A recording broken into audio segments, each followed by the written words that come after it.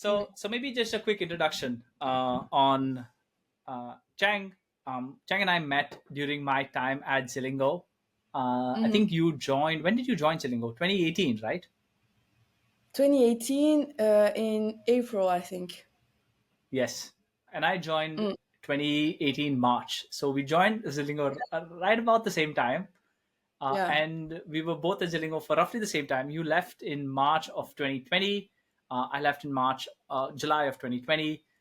Um, so yeah, that's how we met. We spent a good 2.5 years at a crazy startup, seeing it Mm, go from like 100 people to almost 1,000. mm, We didn't stay on to see the end of it, but it was a good run. And mm. where in the world are you now, Chang?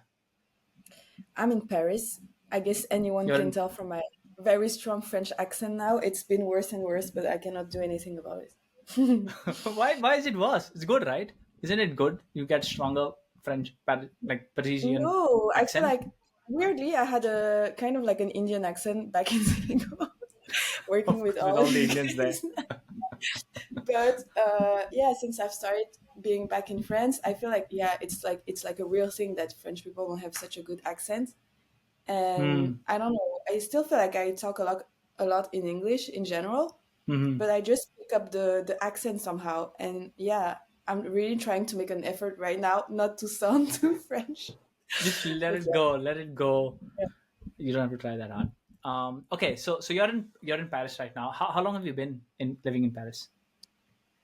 So after leaving Zilingo in June 2020, I was supposed to move to Paris. So I moved to Paris for Hmm. 4 months. Then there was the second wave of COVID. So I Yeah. went back to my mom's place, which is in Belgium, for 8 months. And Hmm. then I officially moved back to Paris in, so that was when, anyways, in 2021. So it's been three Okay. years. Mm. Wow. And this is the first time you're living this long in Paris, yeah? Yeah, I was thinking it's been longer that I've been living in Paris than I was in Thailand, which I was surprised. But yeah. Yeah. Even me for Mm, Singapore now, I've realized that it's going to be 5 years for me in Singapore. After the house where I grew up in, this is probably the longest time I've spent in one single yeah, city. 5 years. Longer than Mm, university, longer than my first job. So yeah, it is mm, it is a bit crazy. I mean, time flies. mm. What have you liked the most about living in Paris, and what do you like the least about life in Paris? To be honest, it's such a funny question to be asked right now because so I've been living in Paris for 3 years and I don't Yeah. know about you in Singapore, but I still love it. I feel like Mm. because I'm an entrepreneur, first of all, I kind of do Yeah. it the way I want it. I feel like if you were Mm. living in Paris and you had to work in an office and take the subway every day Mm. and so on, maybe your Parisian life would be quite different. But for me, Mm. since I'm working for myself, I do everything at my own pace, Mm. etc. I've been really liking it. I feel like compared to Asia, I've really found people who resembles me. Like I meet a lot of Mm. creative people, a lot of entrepreneurs. There's a real diversity in terms of background, profession, and so Mm. on. So it's really exciting me, and I And really you felt that you did not get that when you were in Thailand or Hong Kong. yeah. As bad as it sounds, I feel like the foreigners in Thailand there were a lot of teachers, a lot of Hmm. digital nomad, but like it was still the early days of digital nomad. I feel, Hmm. and I don't know, it's just like particular types of foreigners. And for the locals, I did, What is particular types of foreigners trying? I would say like, sorry to say that, but I felt like it was lower educated foreigners. That sounds so bad. Okay. Maybe we should cut this from the podcast. No, we're not But going to cut anyways, that out. Well, you were there yourself, so I don't know if you want yeah, to call but yourself lower educated, but you were part of that. You were in Thailand for a while. yeah, but it's just like I guess there's not as much foreigners as there is in Paris, and so Yeah. the probability that you find someone that matches with you is definitely lower. And I feel like for Yeah. locals, even though I did like locals, it's just like they have their own friends and so on, so they're not in the same like discovery curious mindset where Yeah. they want to, I don't know, visit a part of the city. So it was Yeah. just different, and I've been really liking Paris. But why I'm saying that it's funny that you're asking me right now is that there's the Olympic Games this summer. Mm. school, I've been kind of kicked out of my apartment so that she can rent it for the Olympic Games, and then I come back to it. Oh my. And I decided that I'm going to Spain for 2 months in Valencia. Uh huh. And it's the first time that I'm moving alone, at least, and it's Yeah. only 2 months, so it's okay. But I'm very interested to see like how I feel about it, like being back into Hmm. the hot weather, and like it's a cheaper country, and Hmm. will I be interested to move back, I mean, somewhere else again? Because I always felt like Hmm. life has been so tiring being an entrepreneur, and like with COVID and everything, like I don't know. So I just felt like, oh, I like Paris. I don't feel like I have the energy to build everything from scratch again. But I was like, Yeah. maybe it could be a first jump into being abroad again. But I don't know. Hmm. So maybe some What about? background, and sorry, I do want to come on the challenges on Paris, but maybe some background. You grew up in Belgium, Yeah, yeah. By the and you way, were in for people. Belgium. Yes, for people who So don't know, I you grew up. grew up in Yeah, Belgium, I'm and you were Vietnamese. I there grew up till. in Belgium Hmm. until I was 24, and then I moved to Hong Kong for my first job for less than a year. I didn't. It wasn't what I was looking for. I didn't know if I really liked the life in Hong Kong with the money that I Hmm. had. So I Hmm. thought the two places that I really wanted to live in Asia was either Hong Kong or Thailand. So I decided to move to Thailand, and I really liked it. I lived there for 2.5 years, but then I felt like my family was getting older, Hmm. and I don't know, I just wanted to be closer. And at the time, it felt like France was a good in between Hmm. where I would still be in a big city, but not too far from family. And Hmm. so I moved to France. Yeah. So that's a good segue into basically what Chang's been up to over the last decade. So, as you said, you grew up in Belgium. You left when you were 24 to Hong Kong, where you Mm, worked for less than a year. You then mm, moved to Thailand to join Zilingo. That's where we met. This was around 2018.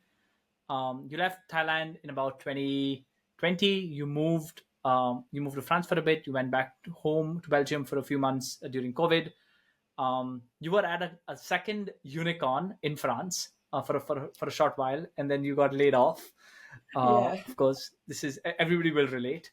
I mean, most yeah. people can relate given the environment.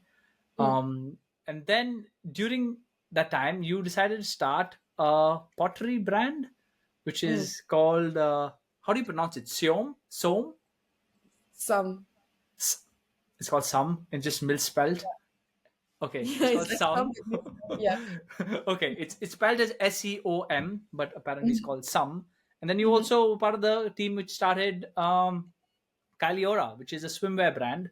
And Mm. as Chang jokingly told me, it's a swimwear brand for Europe where they have summer 3 months a year. Yeah. And you're currently in Paris. So in the episode, we're going to talk about yeah, basically Chang's journey over the last decade, and how she went from I don't know being in Belgium to where she is now, and the stuff she's learned along the way. So Mm. maybe a good place to start. Actually, let's go back to Paris and the stuff you don't like about Paris. What has been the most challenging part about living in Paris for the last 3 years? Uh, to be honest, I don't see that many bad parts. I feel like because I speak French, it's definitely easy for me to meet Yeah. people and to interact and like go around. Oh yeah, no, I think everyone can agree the administrative part of France is horrible. Like if you are Mm. in Singapore and you imagine the efficiency of things, then you Yes. move to France, you will be like fucked. But I'm over that, so I feel like I kind of forgot it, but that was a Mm. real. I feel like apartment hunting can be a real pain, sorry. Mm. But again, I feel like I kind of got through it, and you just need to know how to growth hack a lot of the stuff. But yeah, I feel like overall, I don't see many of the bad things. It's just like you live in a small space for sure. I mean, Yeah. in a big city, the buildings are old. Sometimes you can hear your neighbors and so on, but it's like the choice you make when you live in a big city, and I love Yeah. it because there's so many things to do, so you're always outside. And I don't, to be honest, I don't have that many bad things to say about Paris. That's pretty cool. Yeah, Yeah. Uh, yeah. yeah, it's crazy that you still like the city, or you still love the city after 3 years. I think Paris. I visited Paris earlier this year. Not Mm, maybe this year. No, last year.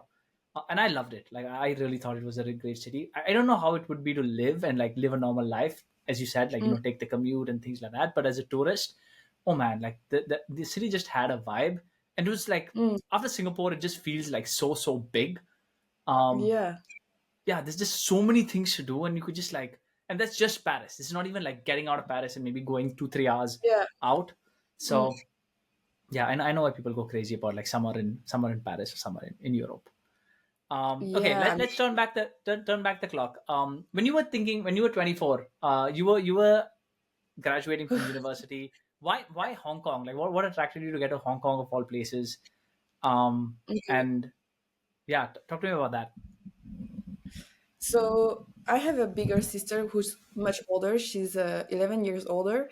And as soon as she Oh, graduated, she left for Vietnam.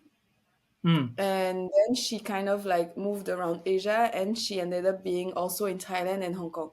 So every hmm, year with my mom, we would go wherever she was to spend Christmas or whatever. And I've hmm, always liked seeing her lifestyle, like where does she live, what does she do. I love food, I love big cities. So I was just like, yeah, I definitely want to join her in the same city at some point in my life. yeah, And so when I my first experience in Asia, I mean, as in terms of living, was first I did an exchange in Korea, South Korea. hmm, I did like it, but I don't know, not that diverse, and I didn't really see myself going more north in Asia. And hmm. I like having a good buying power, and so well, I did choose Hong Kong, so maybe that's wrong. But anyways, Yes. and then she lived the longest in Hong Kong. Like I think it Hmm, was 5 or 7 years. So I did go to Hong Kong quite a bit, and I really liked that you had the beach, the mountains, and the city center all within hmm. 30 minutes. I thought that was Yeah, crazy. If you think yeah, about it, and it's so convenient. And I thought my sister is living there, so I was considering either Hong Kong or Thailand that I really loved. hmm, And when I graduated my university, my boyfriend at the time was hmm, learning how to develop websites or hmm, like apps or whatever. And we wanted to open a franchise of that bootcamp. So we were thinking, okay, where would be the tech companies? And we were yeah, thinking probably Hong Kong would be a thing, but we didn't know that yeah, much about the industry or anything. So we were thinking, okay, Hong Kong could be interesting, but I don't know. We were just thinking about it, and we were 24, so I was just like, will I really open a franchise of this? Like, I don't know. But my sister decided to move from Hong Kong, so I went again on holiday there with my mom to help her move, and she was hmm, going. I don't remember where she was going. I wonder if it was not Shanghai or something. But anyways, so I was looking for a job at that time. I was in Hong Kong and I thought, okay, she's leaving and I'm not going to be in the same country, but this is the chance for me to tap into her network. And so I decided to start interviewing, and I met one of her friends who had a home decor brand. I thought it was a nice foot in because I didn't have a visa or anything, and I just yeah, went out of school, so I barely don't have experience. So I thought, okay, let's start. Let's have a foot in Asia. Let's see if it's a good place to open the franchise. That's what I was thinking about at that time. And so I went there. I liked Hong Kong, but I didn't think the startup hmm, sphere is that great. Like most people work in finance or like really big companies, but they don't work for startups. yeah. And I was also very young, so I just thought, okay, I'll just do my job and see what happens. But yeah, that's how I ended up in Hong Kong. What was your job? I know you worked at a home decor company. What was your job? I was doing the digital marketing kind of, Oh, but because it was a small company, I was doing a lot of different things, but it was yeah, mainly related to marketing. got it. Did you like your job? It was interesting, but because I came from this, so before that, I did work a bit at this coding bootcamp, and I liked Hmm. the atmosphere already of entrepreneurs and like tech and everything. So arriving to this family company that's doing home decor, like the way they do Yeah, like business is very different. yeah. And I felt like I couldn't find similar people to me, Hmm. and I couldn't learn that much because they didn't know enough about marketing. And from what I Yeah. knew, like I could try things, but there was a certain limit of my learning. Yeah. So I felt like also salary wasn't that Mm. high for Hong Kong. And Yeah. so I just thought, okay, liking buying power, I thought maybe I should go to Thailand. Thailand. So Wow. yeah. Is that Mm. company still around? Is that home decor company still operating? Do you know? Yeah, it's still around. They do beautiful things, and they do hand painted and handmade like hot wallpaper and many other Yeah. things. It's very pretty. They are usually used for like expensive hotels and so on. Interesting. Yeah, very different. So Yeah. very different. So that's how you landed up in Hong Kong, and why you wanted to eventually leave to increase buying power. Your sister had spent some time in Bangkok in Thailand, which is why Bangkok was the option. How did Mm. Zilingo happen? Did Zilingo happen and then you moved to Bangkok? Or did you just move to Bangkok and you're like, let me find something, and then Zilingo came along? I feel like what will come out of this conversation is definitely I have no fear. So I left Hong Kong. I went to Yeah. Thailand with no job whatsoever. My boyfriend did have a job, I think, already when we left. And I was Okay. just thinking, okay, he found a job. I will try to find something. I will probably find something. And I felt like also I wanted to improve my skills. I don't remember the exact timeline, but I feel like I wanted to improve my technical skills in digital Yeah. marketing.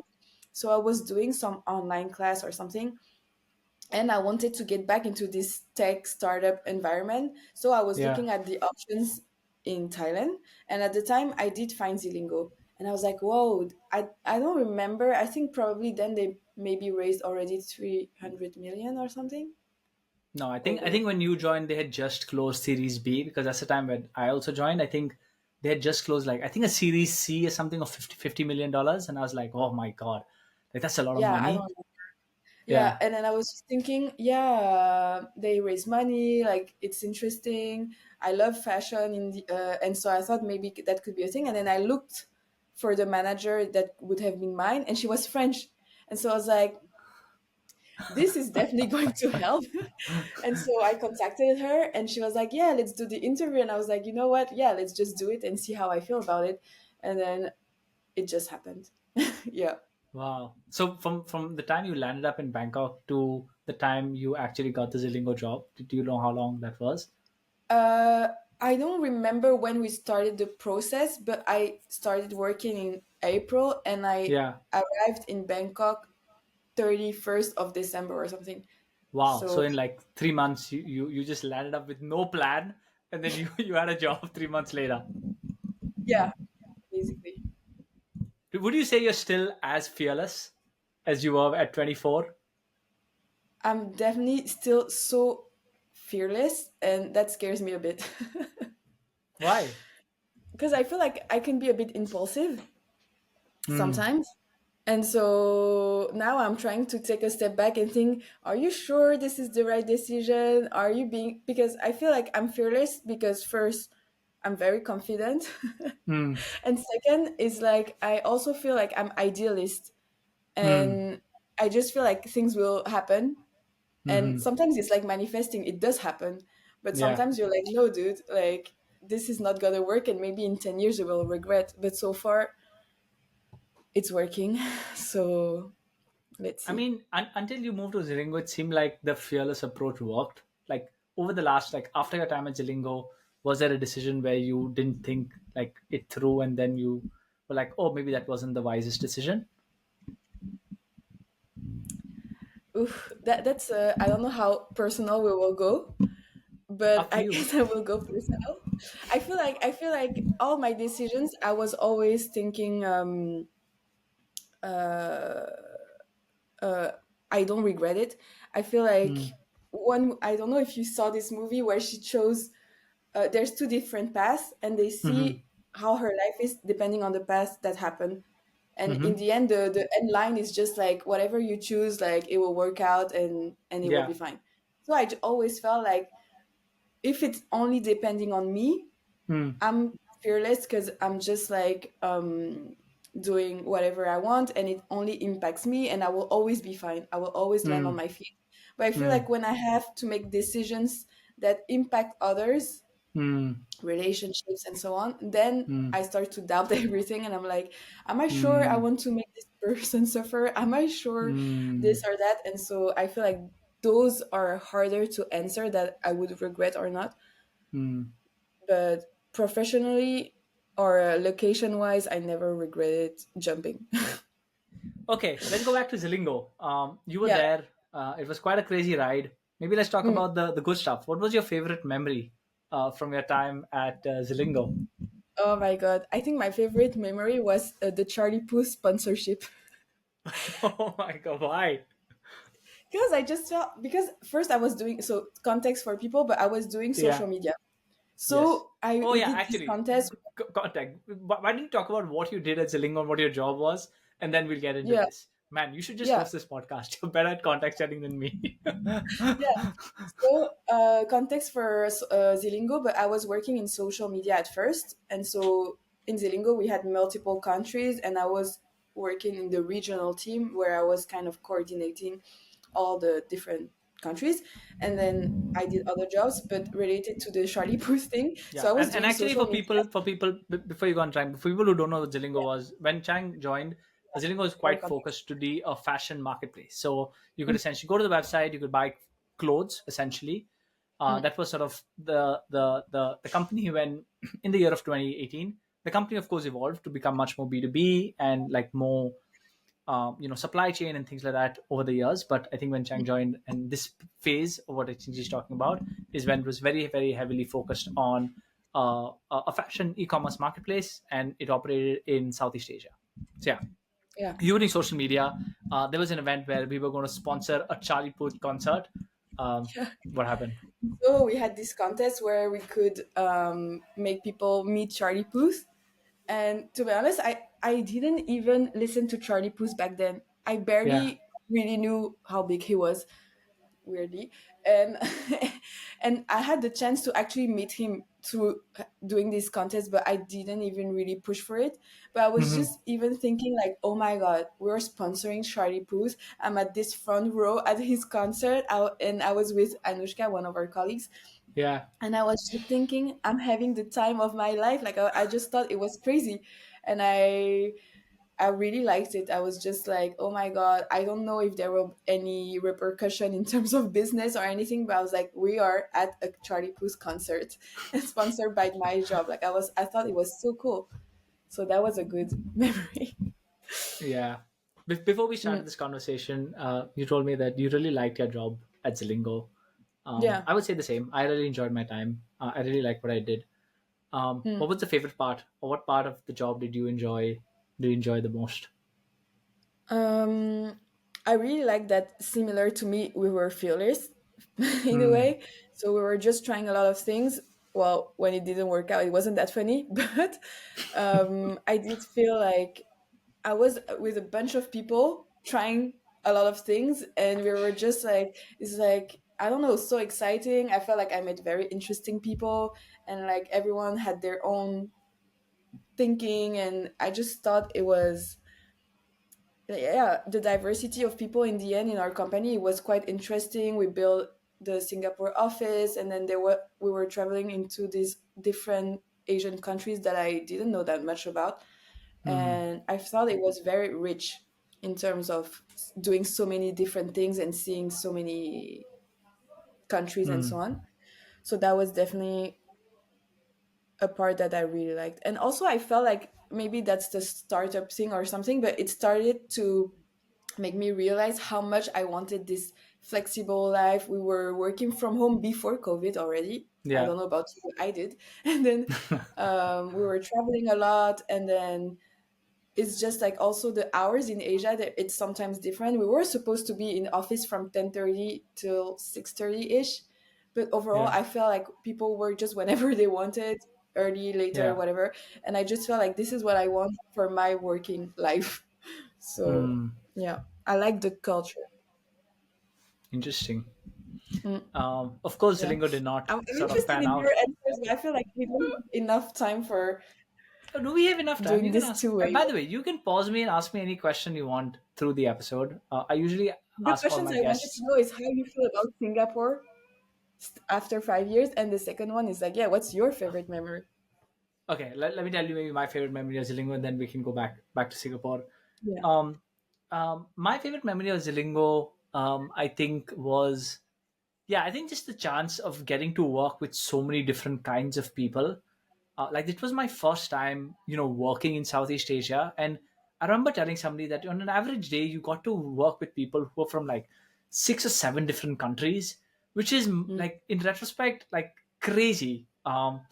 And of course, it was. I won't say it was easy. It was challenging, mm, but like every time I should go home and be like, wow, like I get the chance to do this. Was I think, yeah, I love the people I work with during my time. I also really like what we were trying to do. I think in retrospect, yeah, we probably did not do a lot of things correctly, and it did not. We never got to the end vision. But I really liked what the entire company was like working towards. mm, And the fact that there were like almost 700 people, such I think like really really good talent, all sort of trying to make it work, and very mm, positive, right? Even till I think 2019, maybe halfway through 2019, it always felt like a very positive environment. I don't know, I felt it. I don't know if the rest of the company felt it. Maybe towards 2020, when COVID was getting started, maybe it got a bit harder. But yeah, it always felt like a very energetic and a fun and a very like positive place to be. mm. So those are, I think, my favorite memories. And yeah, like I'm still in touch with so many people, um who we work with, like that, like such good friends even after all these years. But we can come to Singapore in a bit, but I do want to tie a ribbon on the Zilingo chapter. When you sort of look back, you run your own company now. You run multiple businesses. You've been an entrepreneur for a few years now. When you look back, what do you think were mistakes, or when you look back Oof. at your time at Zilingo, what do you think were the Mm. mistakes we did, or maybe mistakes that you did as a person, um, that maybe you would not do again? Which eventually, I think, for people, Zilingo eventually, went, I think, shut down or got bought out by somebody. There was a bit of a public, fiasco in the news where Mm. founders were, the CEO got fired, and so on and so forth. But when you look back, what do you think? Where do you think we went wrong? Or maybe when you reflect on your own time at Zilingo, where do you think were the mistakes you made? Yeah, it's very hard question because I can maybe say what were the things I would have improved about my job, but the Yeah, to talk about the whole company was so complex to begin with. We wanted to do yeah, so many parts of it. There's stuff that we tried, that we pursued, that we didn't, and there's so many stuff that I'm not aware. So I cannot say like, oh my god, we did this entirely wrong. But yeah, related to maybe more of my job, which was marketing, at the end of it, since Zilingo shifted more into this B2B supply chain company, yeah, I felt like the part that my job was hard is promoting a product that wasn't fully developed yet, I would say. mm, Not that it's not developed, but it's like not fine-tuned and like, so I felt like I could do all the marketing I want because the base yeah, wasn't proper. It was hard for me to do my job. And mm, overall, I feel like when I think about it, I'm thinking we're fucking 32 now, and I'm thinking our founders at the time they weren't even our age, and I feel like, oh yeah, my god, like how do you manage 1,000 people? Me being younger, and I feel like definitely there's stuff that shouldn't have been done, or I don't know. But yeah, I was like, we were all fucking kids, like when I think about it, yeah, and we were all doing this for the first time. Most of the yeah, things we did. So of course I felt like it meant that it would happen this way. yeah, Like I don't know, I wonder how, I've never studied like which company was started by who at what age and which are the ones that actually worked. I would be yeah, interested to know that. But I just feel like it's so complex, and I feel like the most complex thing working in such a big company is the relationships between people. mm, Like, oh my god. that's that's a real thing to manage, and I feel like we grew so much in size and in terms of what we wanted to do. yeah, It went wrong at some point where we didn't work yeah, enough on the people who are working for Zilingo, but yeah. that's one What is part of one? it. What is one big lesson you take away from the your Zilingo experience, In a good sense or in a bad sense or both? in any sense? One thing that you take away from that entire 2.5 years you spent. I would just say that I don't know if I trust unicorns as much. Hmm. But I feel like it's always hard because I feel like there's always this envy from myself, even for my business, where I want to bootstrap. But I Yes. also realize when you have the cash, you can grow, you can hire, you can try many things. And if it's managed well, then it could work probably. But the Yeah. fact is that the things are going so fast and it's going fast for me. And I'm only a really small company. So I cannot imagine like doing this with 1,000 people putting their hands in your cake. Like, Hmm. so yeah, I just feel like it was, I don't know. I don't know what's the main takeaway. It's just like I feel fake until you make it, and hopefully you Hmm. make it. And if you don't, then it's what So that's your happens. lesson. Is that your takeaway? Fake it till you make it. I don't know. It's the lesson because it didn't work for Zilingo, but I Yeah. feel like it does work up to a certain point. I see. Are you Mm. are you faking it till you making it right now with your two ventures? I feel like I'm not faking it till I'm making it, but I understand that sometimes I have some projects and I promote Yeah. it. And then people are like, oh my God, it's so amazing. Like you have this shop in this city, or I don't know. And I'm just like, that was easy. But I just Yeah. feel like the image that people have of what you do is like so crazy. And then I try to play on it. I'm like, yeah, we did do this. Hmm. And so they think that we grow and that we're expanding, and it does help business in a way. So Yeah. I feel like there's a good way to do it Yeah. and Yeah. shouldn't overdo it. But I feel like sometimes the image that people have of what you do and what it's actually meaning, it's Hmm. not, yeah. But Yeah. I guess that's what marketing is. yeah, I guess I this mean, is why maybe it's. yeah. I guess as long as Mm, you're not getting high on your own Kool Aid, I think it's okay. mm, And yeah, you got to sort yeah, of, if you don't promote yourself and you don't believe in yourself, then why should anybody yeah, else? But I think yeah. it's a very fine line on. At least I, for example, I can talk from my experience as Zilingo. You know, you have to be very aware that you don't get high on your own Kool Aid, because if you're Mm, getting like, and as sort of somebody in maybe slightly a higher position, and where you have teams and you have to sort of keep them motivated. Startup is, of course, mm, by 9 out of 10 companies fail, right? So you are yeah, anyway, the odds are against you. So yeah. you got to keep people motivated and things like that. But I think my big takeaway was you got to be very careful. Wherein, yeah, on one side you got to keep people motivated, but you must be So very that, careful of not getting high on your own Kool Aid, which I so think you I mean was for like a you bit. want to motivate them by showing them good stuff, but then it was also hard to keep up. No, I mean, see, I think at a startup you gotta like sell vision, you gotta sell the future, because of course we're not there yet, right? That's what we're working Mm, towards. But mm. I think like the line between vision and delusion is a thin line, right? And Exactly. yeah, and that's what I mean. Like getting high on your own stuff is you spend more time in delusional world, Yeah. less time in vision world, right? So I think that was a No, big lesson. I can Why are you definitely laughing see. so much? No, but I can definitely see why this would have been a problem in Zilingo.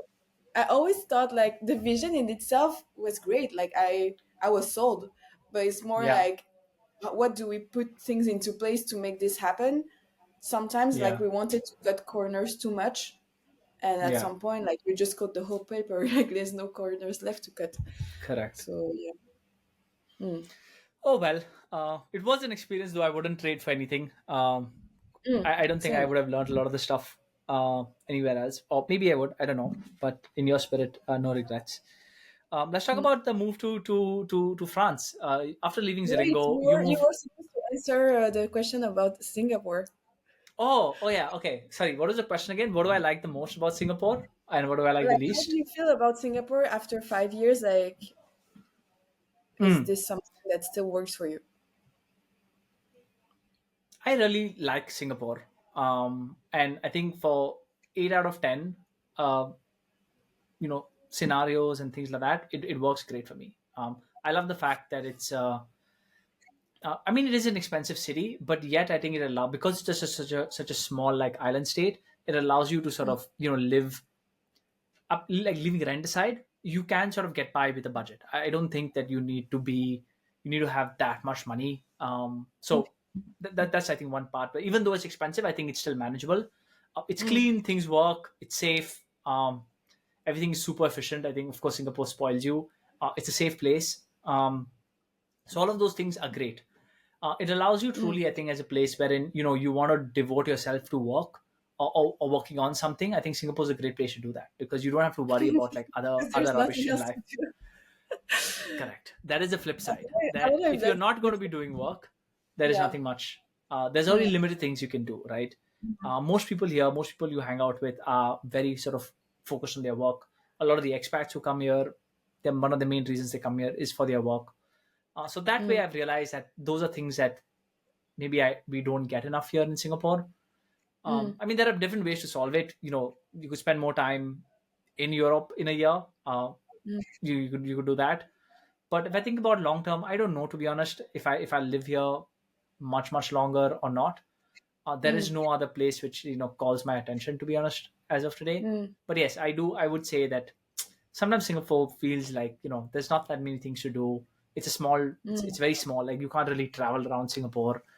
So yeah, that's the verdict. So again, no major complaints, but do I see myself living here for like decades to come? Maybe. Um, Mm. but I have like, I think, yes, that is, you got to figure out how to solve for that, Mm. like, need of just more like culture and things like that, which I feel Singapore sometimes is fine. It's a bit hard to get, just because Mm. that's how the society, I think, is here. Yeah. I feel like finding a good place to live is like finding a good partner. It's like you need to think what are the things. I will always relate this to relationships. I'm just thinking like what are the things that you really look into where you live, and then Yeah. you can try to match a city that fits. And so for me, because I'm very social, I like to meet people, and like I like to discover new things all the time. I feel like Paris is a very good place for it, and I don't pay Hmm. attention to the other problems. So Yeah. like living space or Yeah. I don't know, price or stuff like that. And maybe for you right now, the good thing that you look for in a partner is a place where you can concentrate on your project. But Yes. maybe you're not really working on a new project right now. So Correct. maybe you feel like you've done the Yeah, tour. absolutely. So especially when I was at Mm. Zilingo, I was like, Singapore's the best place to be, because work was very demanding, and it like really Mm. allowed me to focus. Through the Mm. pandemic, it was like, I think it's just a good place to be. I was jobless, but I was working on some stuff. It allowed me to sort of focus. But now, sort of, as I think 3 years in, where I'm trying to also find out that hey, I don't want to be spending all my living hours on my work, and I want to do like other things beyond. Of course, as long as it's like remote, like doing things like the podcast, it's great. But yeah, I mean, there's only that much you can do in the city. We travel a Mm. lot. I think that's one big like thing which Singapore also makes it But quite all the convenient. people in Singapore, yeah, Yeah, what they you, do you get, most is like leaving the country. Okay. yeah, exactly. Um, so we've been doing that a lot, and that's, I think, a good mix. So I don't know, to be honest. I do want to sort of try and experience living in like a city like Paris, or a city wherein the center of maybe Singapore is quite around like work and like that kind of stuff. Maybe I don't know if Paris Mm. you would describe it that way, but it'd be quite cool to see what that experience would be. But yeah, I think as life passes on, it's just harder to like uproot and just land up in a new place. So I don't know. Maybe someday, um, maybe a really long Yeah. holiday. Mm. Um, okay. So we talked a little bit about Zilingo. We talked about my experiences in Singapore.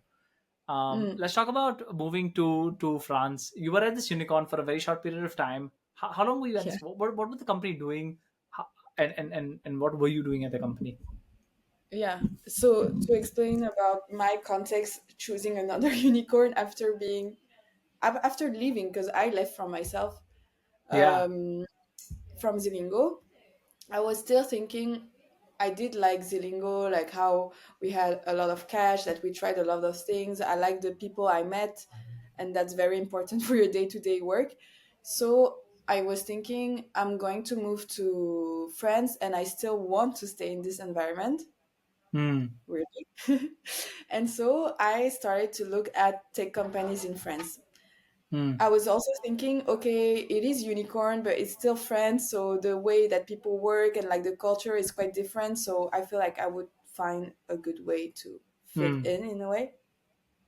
And I did find this unicorn that was called Meero. I mean, it's still called Hmm. Meero. It's like a photography platform Hmm. where they connect business in need, mostly of photographers and photographers.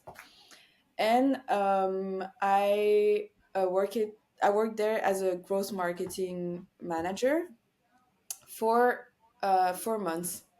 Hmm. And I also did find this job after 4 months, I think, 3 4 months. Okay. And so I thought, okay, maybe that's the thing. Like every time I move to a new city, I have a break for 3 months, a break where I need to find a job, and then I start a new job. So I started this job. I really liked it. I had a proper team under me. We were 20 in the marketing team. I felt like it was so weird to be also in the French environment where they do breaks for 1 hour and a half. And I was like, what do you do in one What? hour and a half of lunch break? I thought that was mind fucking. And I was like, wait, there's so much time. But then once you are actually in it, you're like, okay, you already lose 30 minutes to go grab your lunch and like queue and I don't know, and then you have 1 hour, you catch up a little bit with your colleague, and then you take coffee, and then it just passed by and you're like, okay, that's how you spend 1 hour and a half having lunch. And I did having that break because then you're like, okay, you divide your day and then you're focused in between, but like when you do the lunchtime, it's like you just have a real break, which I did Yeah. like. And but the thing is, when I started, so I had 1 month of after COVID where we still were going to the office, but we were only allowed 2 3 days a week, which I like because I don't think I would love to go every day. And Hmm. then after a month, again, second wave, we all go back home and we don't work in the office anymore. So then for the next 3 months, I was working from home. And then at some point, I have this call with my manager and I was like, this is deja vu. And he was like, I think the company will fire 70% of the team. Oh my god. And they're like, we're going to announce the decision in like a week or something. And I was thinking, oh my God, I'm still in my trial period. So if I just get fired, I'm just not gonna get anything and just gonna have to go do the whole process again. And with COVID Yeah. and everything, I just felt like everything was quite daunting.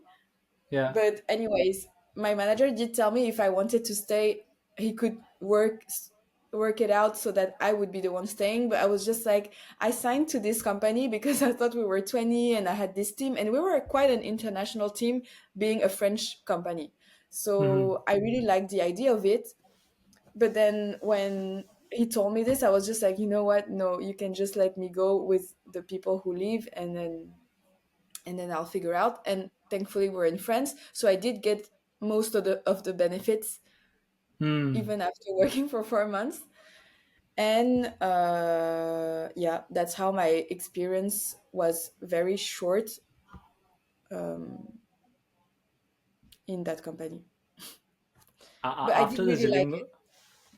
After Zilingo and Miro, do you think you're going to go back to working at tech companies? So that's also a good question right now because now I've been in my own company for a bit more than 3 years, 3 years and a half. The last year. So I've been thinking, what would I do if I get back into the work life? I mean, the Hmm. employee work life. I cannot say I wouldn't, but probably I wouldn't. You Yeah, wouldn't. no. Just because I don't want to be looking for another job in another year. That's one thing. And then second is mostly like now I feel like I've developed other interests and things I like and so on. So I just want to explore something else also. But what I do like Hmm. about working for tech companies in France compared to other companies in France is that for the ones that I choose, it's more international. So I Hmm. like that. But I don't know. Probably Hmm. not, but I don't know. We never know. Would you? Would you still work for a unicorn after your company? I mean, I still like. I don't know what our latest official Yeah. valuation of my current company is, but yeah, it is like at least our last valuation was still quote unquote unicorn. Um, Yeah. But but would you for your if I next had to change, experience? for my next experience, that Side I would company. go down. I would go. I'm currently split between three options, what I would like to do next. Mm, Um, None of them is a unicorn. I mean, not a unicorn in the mm, definition that you and I have. Option one mm. is I go back to a very early stage company. So this is a company which is like maybe less than 10, 15, 20 people. Yeah. Because I just like, working with a small team, work on something which, I truly care about. So that's one.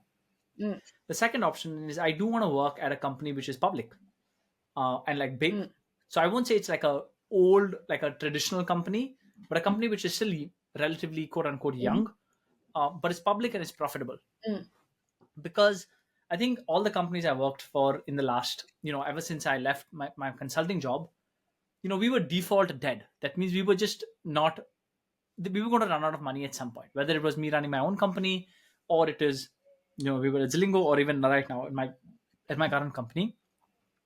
Like, these companies are default dead. That means you raise, and if you always sort of, the approach of the companies, you're always trying to fight for survival, which is most what startups are. mm, mm. And I think I've done enough of that, and I'm a bit like, I don't know, maybe Yeah. say I'm Yeah. jaded, or a bit like, yeah, I would say Yeah. jaded from that experience. Mm. So I would like to work at a company which is, bottom line profitable. It's still a young company. That means it's still growing. It's And exactly just what see I've been thinking. yeah, How does a profitable company work? That's my interest. exactly, exactly. So Yeah. how do people make decisions there? How do you make decisions for the long Mm, term?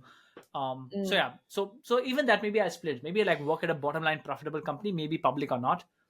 Another mm, option is, work at a public company to think about, hey, how does public companies really think? Because I think Zilingo was how a series B to series D company, functions, and what are the challenges you face there. My yeah. current company's been, I joined around series C to like post series D, and I would like to see a company which is post IPO, and see that. I would like to go through an experience of IPO, but I don't know, this climate, I don't think many companies are going to IPO. Mm. So that's, a second thing I think about. The third thing, which is a bit random, is I would like to work at a company which is like 100 years old, just to think about, or just to experience and You want to see. work for every kind of company. Like, what company is left in this? That is true. So as you can might figure, I'm pretty confused on what I want to do next. But I'll give you my rationale. The reason I want to work at a company which is maybe 100 years old is, when Mm, we were going through COVID, a lot of companies, like including Zilingo, had no clue how to deal with that situation. Right? They're like, mm, we have no clue. Like, it was quite yeah. mess.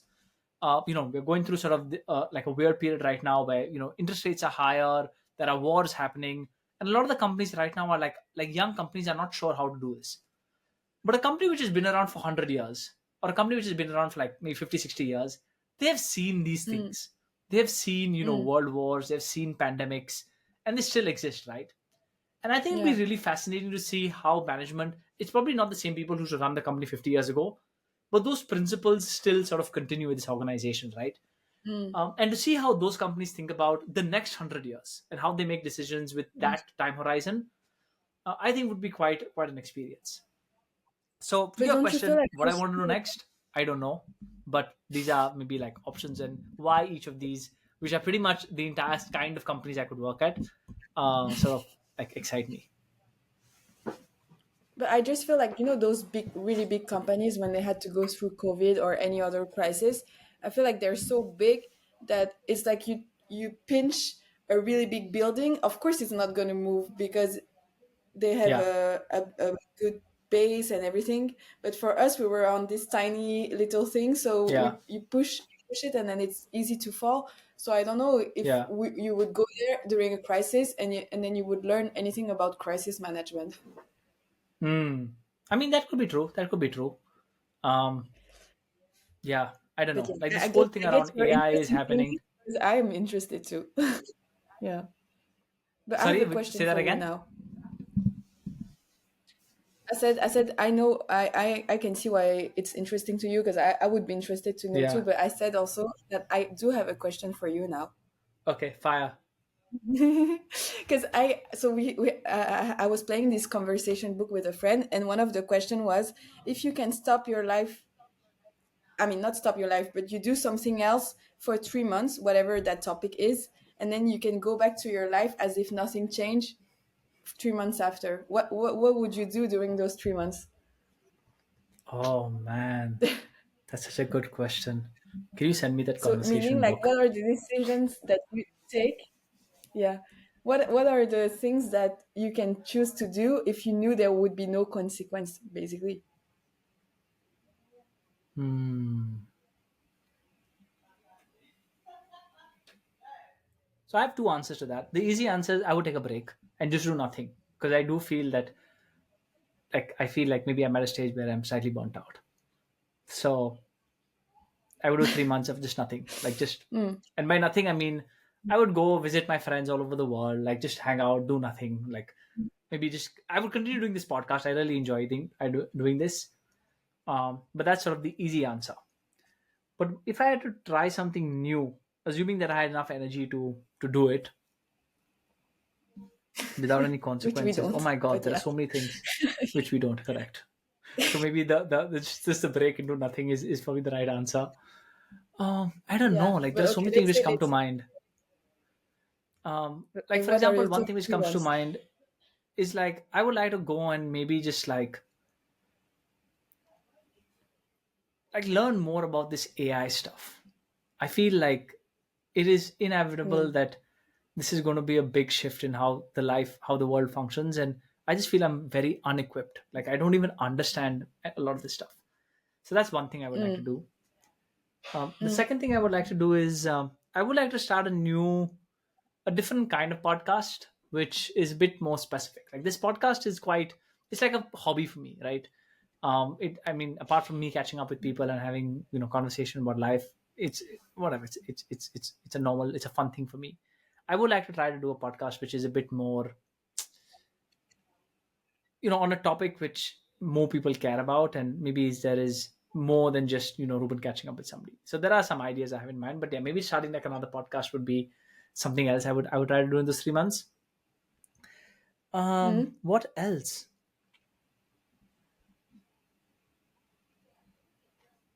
I think that's it. I think just those two I things. mean, it's So the pretty first good. one is Yeah, just it's taking a pretty break, like good just already. spending time with friends and family. I feel like we don't any like I don't know, maybe it's a 30 thing. We don't do that enough, and I would like to do that more. Mm, Yeah, just learning about stuff which I'm clueless about.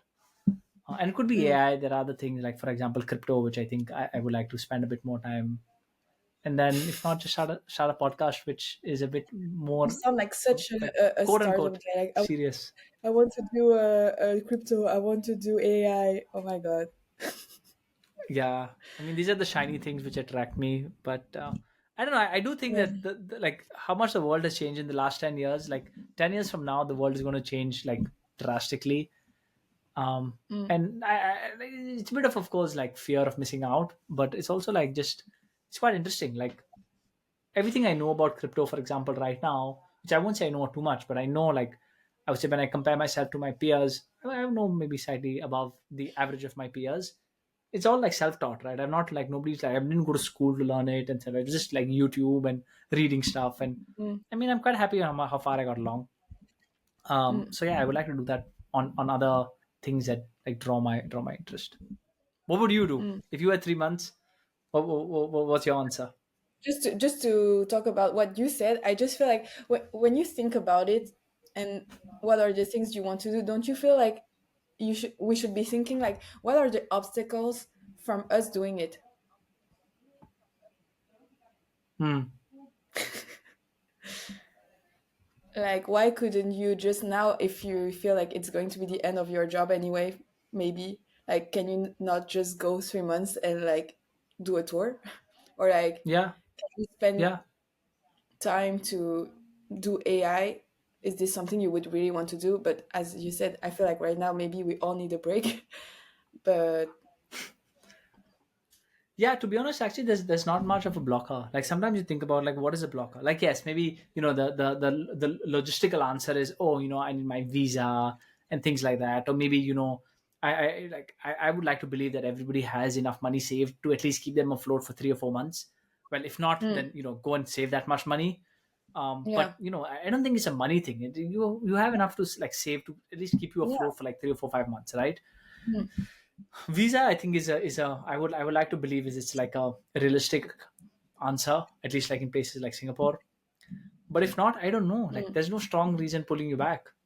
I try to do Mm. it as much along with work. Like that's another thing I tell myself, that you don't actually need to take 3 months off to do any of this. Like you can maybe like redesign sort of what your day looks like, and maybe spend, if you're saying I want to take 3 months off a year of 12, that means you want to spend 25% of your time doing that. Okay, look at your day and try to find or carve out 25% of your day to do that, right? Much easier said than done. But Yeah, yeah, I don't it's know. having a break during a day is not the same. I have it having a 3 month break. Yeah, But it's not the I same. definitely feel like I come from a privileged place where I just say like, okay, I want to do a break, then I can just do a break, and I don't have any visa problem or whatsoever. So definitely Yeah, easier to say for me than anything. But maybe that's my fearless thing where sometimes I'm just like, okay, what's gonna happen if I actually leave my yeah, job and my place and my visa and I just go for 3 months and then see what happens. But then maybe I go back to yeah. it and then I'm like, why did I But freaking I, I, I need a I visa? agree with you. I think it, it's a good exercise to do, because sometimes you realize that the you think it's impossible to do it, and then you Mm, actually like ask yourself honestly, and you're like, hey, it's actually not that big of yeah, a decision, like it's not that big of a deal. So yeah, you should just do it. And I think if you surround yourself with people, I do think if you surround yourself with people who are in the same boat, it's easier to like mm. collectively make. If somebody says, you know what, fuck it, like how hard is it going to be for you to get a job, or they reassure you, I think more people will take that. But I don't, How like many you said in the people start, yeah, I don't think there are that many people thinking like that though. I guess. Unless you I only don't know surround yourself. actually. I don't Yeah, know. Maybe everybody thinks about it, but they don't like maybe talk about it, because in their mind it's yeah, like but so alien, like it's so impossible to do it. mm, mm, something to reflect after this call. Yeah. What is your answer to You'll that? be I'm like, curious to know. If you had 3 months. yeah. So I was thinking about my answer. It's same as you, where sometimes I'm just feeling like, oh my god. But I feel like you're more responsible. Like you still want to do AI for your job and whatever. No, for me, it's like I want to do something that has no value on my current life, and I just want to do it, and Hmm. experience it. But like I would be thinking many things, as same as you. Like I can do so many things, but I feel like some weird things would be, I don't know, just for 3 months doing something completely different of my current profession Hmm. and just see like how it is it like I don't know, being a chef or like uh just learn some kind of manual profession and do the Hmm. day-to-day life and just see how that would be. Like I don't know, learning being a barista, that would be interesting to me. Or I don't know, really random stuff. That's one part. Oh, another thing I Second want to part, add, I would learn a yeah, language. If I had 3 months, I would yeah, go learn a language. And not because to learn a language. I realize when I travel, there's so much of culture that you can appreciate, yeah, and I yeah, love that. And I feel if you go learn a language, it's a nice way to learn about the culture while you learn about the language. So yeah. that's another thing I would do, and it would probably be like Spanish or something. I think that would be pretty cool. Mm. Yeah, I definitely think I should be starting to learn Spanish if I'm going to go to Spain in two Yeah, months. But thankfully, it's not that different from French. But yeah, I still need to. the Spaniards won't agree, but okay. Yeah, but I can still guess the words at least. But Yeah. I definitely need to get into it. But so yeah, that was one thing, is like learning something completely different that has no value, and Hmm. so I get back to my life and there's no consequence. And then I feel like that's what I'm trying to do with this travel to Spain. But I was thinking, like, at first I got kicked out of my apartment, so I was just like, okay, Yeah. I'll work from Spain, and then I'll also be traveling a bit, but mainly it's nothing different than what I'm doing in France, because I'm not working with my Yeah. business partner in France. So I was just thinking, I'm just doing this from Spain, and then I was thinking about it, and I was like, but what will you do every day, and like how are you going to meet people, and like what would be a good thing that you would want to do while you're there, and it's just for 2 months. And then I was like, oh, I feel like I would want to get back into pottery. And so I started looking for either like an intensive traineeship where I Hmm. would learn more skills about what I can do, but I couldn't find anything interesting. And I started looking at art residency, and like, in what world am I doing an art residency? But then I was just thinking, like, you know what? Fake it till you make it. And I was thinking maybe I could apply, and then I don't know, I have some kind of Instagram account showing my pottery art. So I was like, Yeah, maybe everyone starts from somewhere. And so I yeah, was thinking maybe I could get into one. But same, like right now, I don't have all the money in the world. And then it's not in Valencia, and I've been really keen into going there. And I chose Valencia because it's cheap, it's Spain, and I've never lived in Spain. And also, I wanted to be near a beach, so I thought it would be a good combo. yeah. But so in the end, I just resigned myself to find a studio of pottery where I can go like a co-working where you just all do your own thing, and Mm-hmm. I would explore by myself of things I want to Mm. learn. And so I'm thinking whatever happens or whatever I decide for my company, like I just want to take, I will probably work, but I will still take those 2 months abroad, working a bit, but still being able to focus on being back into pottery and see where that brings me. Mm. Interesting. Let's talk about pottery. How did you even get into pottery? And why pottery So of everything? I've been this kind of kid that did a lot of extracurricular hobbies from my parents. Mm. Like, oh, they wanted me to learn tennis and piano, and I did dance and so on, but I never stick to anything. So I always thought, am I just a passionless person? Like, I don't know, like, can I even go through anything? And when we were in COVID, I stumbled upon this girl who was doing pottery from home. And I was just thinking, wait, first, I always thought pottery, you had to use this wheel thing. I was like, wait, you can Yeah. just do pottery by building and pinching some stuff. I was like, whoa, this is so nice. And I was like, okay. Then I started looking more into it, and I was like, wait, but people who do pottery, they need this kind of, like, it's called a kiln, but it's like a really Mm. high temperature oven where it Yeah. burns the thing, and that's why it hardens. But I was like, oh, so I definitely don't have this at home. But I just looking it step by step, I was like, okay, how do I get clay at home? How do I bring my stuff to a studio that can burn my stuff? And then from there, I just started doing it. And what I really liked about it is like it's an, well, maybe that's how I would start, and maybe that's not what I will continue, but it's an art that's useful. So I was like, okay, I'm creating a plate, Mm. I can use the plate, or like, it's not like you just draw something and I could not see the benefit of it, but I was like, okay, I'm Yeah. actually making something that's useful for my everyday. So I started from there, and then since I started, I was just like, I'm going to make it into a business. And so I was just like, okay, I don't know how to do pottery, but guys, so you all know I'm going to create a pottery brand. And everyone was like, what the fuck is she is she saying? And I remember Flor, who was our previous colleague, she was just like, yeah, whatever. But she was doing the swimwear brand that we're working on right now. But anyway, and so I started the pottery, and I started showing the first things that I burned and that were usable, definitely ugly, but I was so proud of it. I was like, guys, look at what I just did. I'm sure everyone was like, it looks like something a 5-year-old did. But at the time, I was just so Yeah. proud. I was like, I'm going to sell this, whatever. And then I just kept improving, and I was so passionate about it. But I think it was also because I had no social life in COVID. So I just had all the time to like look into things. I looked at the time, I really looked at all the YouTube videos possible on pottery stuff, and I would just test and try, and then I would keep learning. And yeah, I did 2 collections. But when you do so many pieces, like, it's mostly friends and then friends of friends, and I did start having Mm. people that I don't know at all. But I just thought, like, okay, actually I'm spending from 8 till 11, 8 a.m. till 11 p.m. just working all the time, and I'm making only this much of money because everything was in black. Mm. And I was just like, I'm never going to live from it. So then I Mm. thought, okay, what could I do as a job that would be still something I do somewhat like, but could still potentially scale? That's how Mm. I got into my current business. But yeah, Mm. that's how I started pottery in the first place. And Mm. I still Wow. love it, but yeah. I think about that sometime with this podcast about Yeah. what is a hobby and what is a business. Mm. And if it's That's a really hard important to question. not.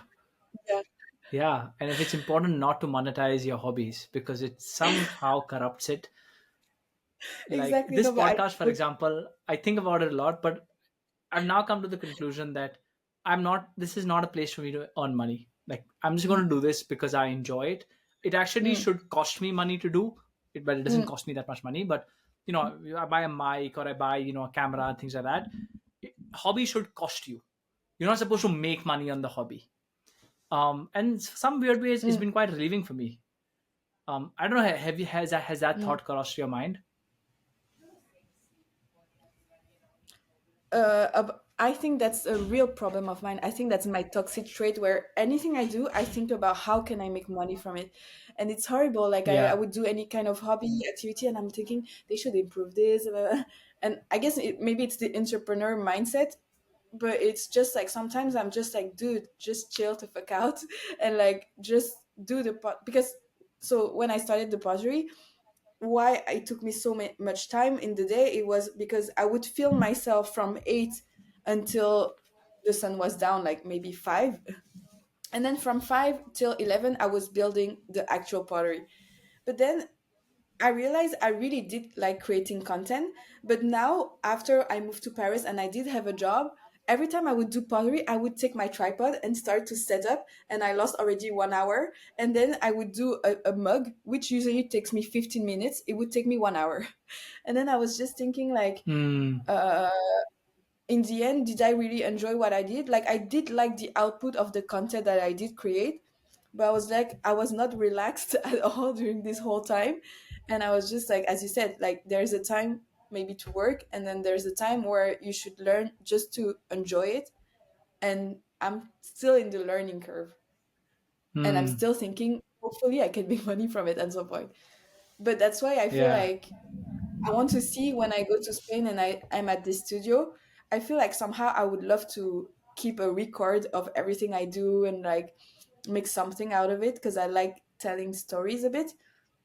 But then I'm just thinking like maybe for a week I should not allow myself to film anything and have to have the time to be creative and work on my pottery, because also now I feel like I'm at the point where you can film yourself, do stuff, blah blah blah, but because you're not really focused and you don't take the time, all you can do is still the same. And to be creative Hmm. or like to think outside the box, I really need to cut everything else and just be in front of it and like work and play with it. But I have not. So yeah. If somebody told you there's no way you're going to make money, Chang, on this pottery stuff, would you still do it? Well, people have told me. But that's Like, they why guarantee I would you. still It's do not. It's it. not. It's not about. No, I'm going to prove you wrong. 100%. I'm telling you, you're not going to make money on this. This is the Yeah. truth. Will you still do it? That's the thing. Like I did think like, okay, let's say now I'm 60 years old. How do I imagine my life? And I was Yeah. thinking my ideal life would be 2 days a week, I get to do pottery.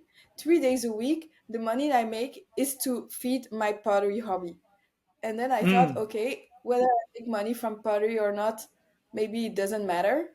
But what matters is that those 3 days are earning me enough to feed those two Yeah. days. So I feel like I got kind of to this idea where I would be okay not making money from it.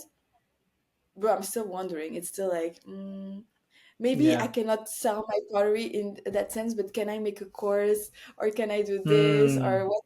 Can I create a book or I don't know. I'm still thinking, and I feel like there's still things I could explore, but Yeah. I just want to be at this point where maybe for this time I need to let myself just live it and not. Hmm. Mm. I've been reading this book that's been very interesting. That is called Stolen Focus, I think. I don't know if you've heard about Okay. it, but it's a book No. basically that says that nowadays people cannot focus on one thing anymore, and we are all kind of like ADHD, and the attention that we give to some of the stuff is like very little. And I I'm only at the beginning of it, but I could relate so much. And I did think like, do I have ADHD? Because I have so many interests and there's so many things I want to do, and I feel like I can never deep dive into it. But I was just thinking, no, this is my problem also, that I never let myself just do one thing. Like during my week, I'm like, I want to do a Yeah, bouldering, I want to do pottery, I want to paint, I have to do my business, I want to meet friends. And then I'm just like, wait, but there's so much days in the week, like how is it possible? And then I don't improve that much in all of those things. Whereas if I was doing pottery for 2 months, then I could learn so much more than just doing a little bit of everything for 10 years. And so I'm yeah, just like, okay, there needs to be a shift. yeah. There's another book which I think is in the similar vein called 4,000 Weeks, Mm. which is again on the similar kind of theme wherein you only have 4,000 weeks in your life if you're lucky. Oh, So that's horrible. you Okay. you yeah, I mean it's quite a refreshing book to put into perspective because yeah, I totally like Mm. agree. Everybody wants to do so many things, and it's actually possible. Like you're actually that close to just do it. You just need to start, and you just need to like do, maybe push a little harder. Mm. But I think yeah, you have to like pick your battles because you cannot do everything. And yeah, I think on the whole hobby Yeah. versus business thing, I think that for me, I was very similar. That everything I would do, I was like, okay, how do I make money of this? How does this become my full time gig? Right? Even when I started this podcast, Mm. you can find me saying that, oh, maybe I want to do this full time. Um, I Mm. still believe that I could do podcasting full time, but like Ruben's podcast and the theme in which I do this podcast, I've come to terms with that. I do this because I enjoy it. It is a hobby of mine, and it's not going to make me money. I can use this skill Mm. for maybe something else. Like I start a very specific Mm. podcast, which is a business. And if somebody tells me, "Hey, Ruben, Mm. there's no way you can make money on this," I will stop doing that podcast. But Mm. it's not the case with like this. Like if somebody tells me, "Ruben, you're never going to make money on doing this podcast," I will still do it. Um, Mm. so I think that has helped, or at least relieved, taken a lot of this like stress off the podcast. Um, but yeah, Mm. that's something which I think has helped me, figure this hobby versus business thing. What would be, because I know that we both have a lot of interest. What would you say would be your top, let's say five, because we have a lot, top five hobbies that you have? Podcasting, DJing, which is another thing I always think about. What? Oh, I I need to never make guessed money. I it. need What to kind of make that as a music though? side hustle. Oh, I mean, I play a bunch of different kinds. So it's like house, a lot of like pop. I love playing house parties. I love playing weddings. And when I was playing, like when Okay. I used to run my company back in India, I used to earn money DJing, and then of course the company we never made that much money. But whatever cash I used to earn was because I would DJ. And for a time I was like, oh, maybe I should do one Really? gig a month, maybe just as a side income. But I'm like, now no. Like if it pays me, great. But I would like to DJ just because I like to DJ. Um, Mm. so that those two Interesting. making videos, I, like I love making. Like I used to make vlogs. I don't know if you remember, I but I used to make remember. vlogs. Like I stopped I doing was it. very impressed by So that. I was like, oh my god, that's so cool. Like no matter how many people watch it or anything, I just like, I feel like we try to capture something and a story, and like I thought that was very interesting that yeah, you had a YouTube. yeah. So I mean, I've stopped doing vlogs because I'm also like, I think it's a bit too much showing that much of your life. So even when I upload an episode, it's maybe like 6 months later. But I think now Yeah. these all these conversations are on YouTube, so it's a way to maybe put that. So yeah, I think those are the hobbies I would continue doing. There are a few more which I would maybe like learn to play an instrument. I've always like been fascinated about instruments, and I've never like learned to play any. But yeah, maybe those Mm. those are those are a few I would do. For you, I'm assuming it's What are, pottery, creating content wait, on Instagram. yeah. But for videos, like what would you like to kind of like shoot?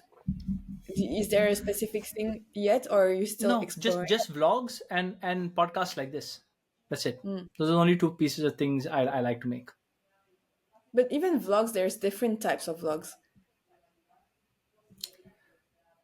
I mean, vlogs. Oh, actually, you're right. So vlogs less about maybe like my own life. I don't want to like. There's nothing much Mm. exciting happening in my life that I want to record. But I really like making vlogs wherein There's it's always somebody's something. wedding or we go for a trip. Yeah, like to preserve the key moment, not in a sort of vloggy kind of format, when it's a bit Mm, like amateurish, it's a bit like behind the scene. It's not like how like a wedding video is very proper, it's very like done well. Vlog is mm, very like hacked together. So that's yeah. I really like doing vlogs at weddings. I really like doing vlogs when you go for a trip. Maybe there's like a party happening, and like just a way to preserve that memory in a way better than pictures or like a very professional video. Yeah, those are the kind of vlogs. So not much about my life. I'm not going to wake up and this is a day in the life of Reuben, or this is my morning routine. Get ready with me. Fuck no, I'm not doing that kind of stuff. Oh, yeah. This is my life as a DJ in Paris. No. I mean, that would be quite fun, like a life as a DJ, Yeah. or That would a be, day in the life of a DJ. Really cool. yeah. That's another thing I would do, by the way. If I had 3 months off, I would try to get like play gigs in like different places. I remember once I'd gone And to Rome. This is like ages ago, and we stayed at this hostel. And right across there was this like underground club, and it was like a small room. Maybe there were like 50, 60 people, and there was this DJ mm, playing. And I mean, he was a great DJ, but I'm like, mm, I don't think he was like the biggest DJ in the world, right? Must have been a normal mm. guy. Maybe he walked around and he's playing at night. I would love to do that. Maybe just go to Yeah. like random house parties and just play, or like random Yeah. hostels and play. It'd be so much That fun. would be so funny.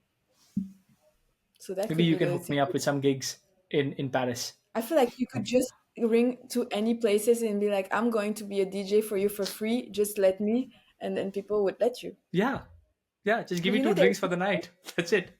there's this thing in France where there's a music day. Like, I don't know how you call it, but it's an international day of music. So it's 21st June. You Okay. should come when that happens. And basically, there's performance all over Paris. Some play jazz music live, but there's just restaurant having Hmm. DJs and everyone's dancing everywhere. And Oh, I feel like nice. if you wanted to experience doing something as a DJ, that could be fun. Like even going to the park, like there's many DJs Yeah. playing or anything, and just like everyone's doing it at that time, so it wouldn't feel weird like you randomly playing music out of nowhere. Yeah. Let's talk about Kaly Ora. You and Fleur Yeah. run this company called Kaly Ora. Mm. I'm not sure how the right way to say it is. Kaly Ora. You do swimwear. Kaly Ora. Mm. It's a swimwear brand. Of course, you guys can follow it on Instagram. You have some 16,000 people who follow you on Instagram. It looks great. What has been the hardest part about running the company? You talked a little bit about the challenges that you guys have faced over the last 3 years. Every year seems like it's going to be Yeah. the last. What has been the Yeah. hardest part of running the band? For my experience, I would definitely say the hardest part is cash flow. I guess for any startup companies, maybe. But cash flow is a real problem. Like in Mm, fashion, you have to produce everything in advance. You have to put in all the cash. And because I have a seasonal product that's mainly sold in summer, I have to put all this cash before. And then I'm only selling for a really intense short period of time. And so the flow yeah. of my cash is not optimized. And we've tried to do other products that could be sold in winter, but in the end, we're not very happy with it. So now we're just focusing on swimwear, which is our core product again. But Mm, it's just, yeah, I feel like we have done really well at the beginning, and then you have all kinds of bumps. Like you have inflation, you have COVID, you have personal issues, and then now we're at an age where we want to start family. And so I'm just like, mm, okay, new challenges every year. And I feel like you just need to keep the pace. And sometimes I'm just thinking, why did I wanted to be an entrepreneur to begin with? And thinking, mm, does Kaly Ora help me do it, or does it not? And so every year mm, I try to reassess, like how can I make it work again? Or so right now we're reassessing, and I feel like because we're still in the high season, it's hard to say, but I feel like we definitely are a bit burnt out too. So mm, sometimes I just think there's no harm just letting go for a bit and coming back to it stronger. But yeah, I feel like sometimes it's easier to just say we let go, But what would be harder is really answering like, okay, if now I had to redo a business from scratch, what would be different and why can we not do it in this business? And that's a hard question. Oh, what So was the yeah, reason you wanted to be an entrepreneur? I wanted this flexible life. Lol. I wanted to do things that I liked and that I decide to pursue. Like, I mean, there's always stuff that I don't like as much while being an entrepreneur, but like the projects that we do is because we like it and we develop the project, and so it happens. And sometimes I'm just thinking like, wow, we are doing this photo shoot in this place. Like, wow, we are having a partnership with this brand that I really like, or so. Hmm. Those are things I really enjoy, and that I wanted being an entrepreneur. But I realize being flexible, I am flexible because I'm going to Spain 2 months this summer, but it's still like not as flexible as I would have wished. But it's more like it's not as flexible because in the end, I don't have the financials. Yeah. So I feel like what would miss is for me to be more financially stable and like to be able to rely more on my salary and so on, which Hmm. I don't. And I feel like because I to grow, I need to keep putting money in it, which I don't have anymore. Hmm. And Hmm. also to live in Paris, which was a choice of mine to begin with, because our company is Hmm. based in Brussels. Hmm. I have a lot of fees and invoice and whatever, and so I'm just running after side hustle. And this run Hmm. is getting long. And Yeah. so I just feel like, is it also hard for me to focus on Kaly Ora fully if I have to do all my other projects? And then of course it gives me the mental stability where I'm just like, okay, at least I know like this month I have, I don't know, 1000 euros more, and I'm fine with it. Yeah. But then I'm just like, I feel like it's very draining. So Hmm. mm, Do you still think being an entrepreneur is the way to get to your goals of flexibility, doing projects you like, mm, and so on? that's a good question because I don't have the answer. I would feel like if I had to step down a bit from Kaly Ora, I would have thought, okay, maybe I can do a part-time freelance or Hmm. job somewhere and then do Kaly Ora part-time until it's high Hmm. season again. And then high season, I'm fully into it. And then I keep up like Yeah. that. But I am thinking like, okay, realistically, can I keep up with both? Aren't both gonna Hmm. take my full time anyways? And I feel like maybe Hmm. we will focus more on the important stuff, like do the real 80/20, and not like we would always say 80/20, but actually we're just doing Hmm. it. But I feel like it's still hard, so I don't have the exact answer yet. Hmm. But I've been trying Like I other talked things, and about. because yeah, I'm curious about learning about other stuff. I'm very excited to do this other stuff, Hmm. but I don't know if I can focus on all of them. So I have to make a choice. Have, let's talk a little bit about shifts in belief. So over the last 10 years, you've done so many different things. Yeah. You've lived in Hong Kong, you lived in Bangkok, you worked at traditional family run home decor, crazy tech unicorns, went through layoffs, you started your own company, you did pottery. Um, as you look back over the last decade, have you had any big shifts in belief? And by a shift in belief, I mean something you would believe very strongly, say as 20-year-old Chang, but you've taken maybe a 180-degree shift on that belief. Hmm. Again, I'm not sure exactly. I feel like I just felt like I could do it all. I always felt like I have Hmm. so much confidence. I can do it all. I can land on my feet. And I feel like that's the worst mentality when you need to detect burnout. Because you always feel like, okay, I can do it. It's okay. I can just take a rest. It will be fine tomorrow, or it will get better. Or you look for solutions and you try one last year all the things that you didn't try to make it work, or I don't know. And I feel like sometimes you just cannot do it all, and then you need to see when you're actually burnt out, or you're over other things, or I don't know. And I feel like that's something I'm just discovering now. Like, okay, I cannot do everything. I have a lot of hobbies, but like I need to make a choice. I cannot develop all of them.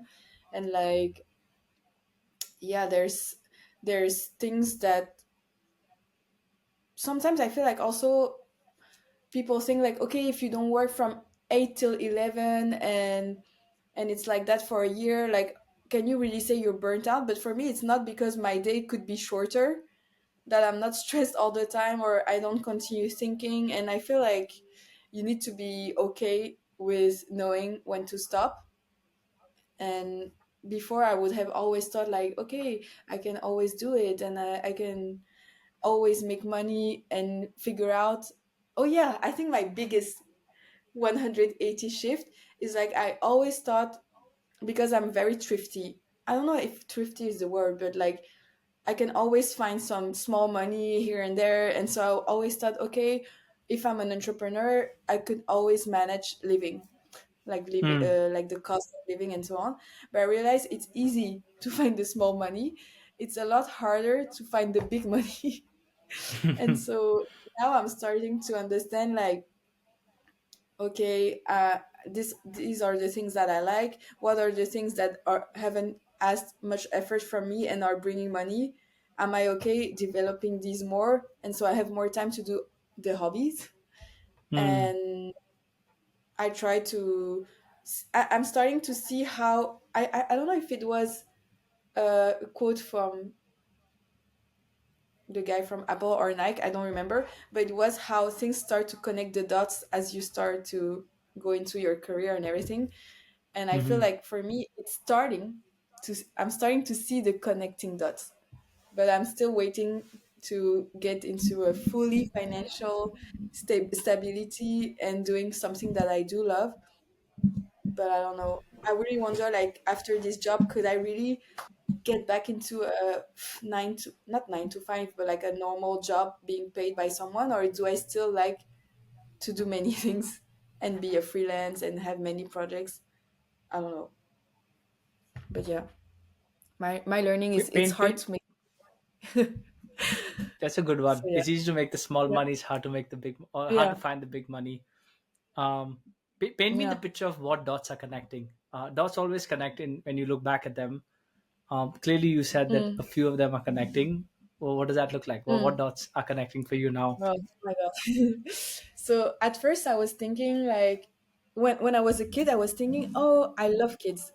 And I was always thinking, would I have loved being a kindergarten teacher?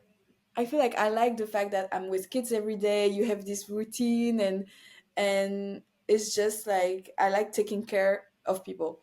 So I was thinking, Hmm. if I was doing something completely different, maybe I would have loved doing that. And as I started to have my career, now my side hustle is I'm being a digital marketing teacher. And Hmm. at first, I just did it because I needed money. But then I started doing it. I was like, oh my God, I love being a teacher. First of all, I feel like from my experience as a teacher, I have no pressure whatsoever. Nobody looks at what I'm teaching the Hmm. kids, which is kind of scary. But I'm like, okay, it's my responsibility for them to learn something.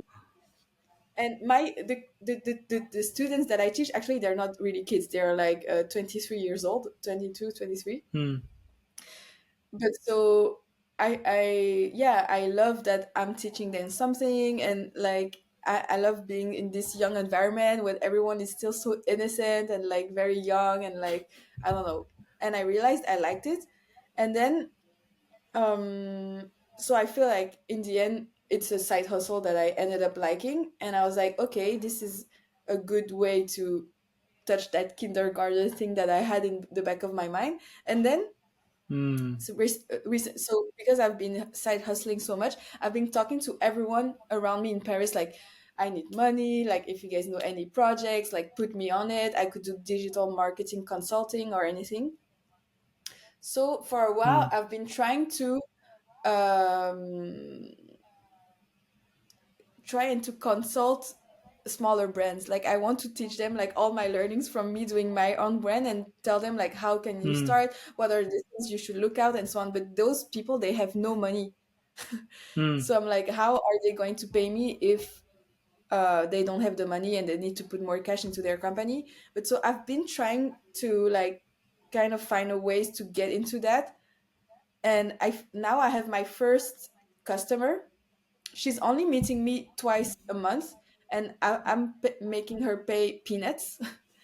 But I'm just like, okay, maybe it's a thing. Like maybe she starts talking to her entrepreneur friends, and maybe if everyone pays me the same, maybe it Hmm. could be something that usually I even do for free. So I was like, Hmm. again, always thinking about money and hobby. I need to think about it, but I was thinking this is actually something that's business related.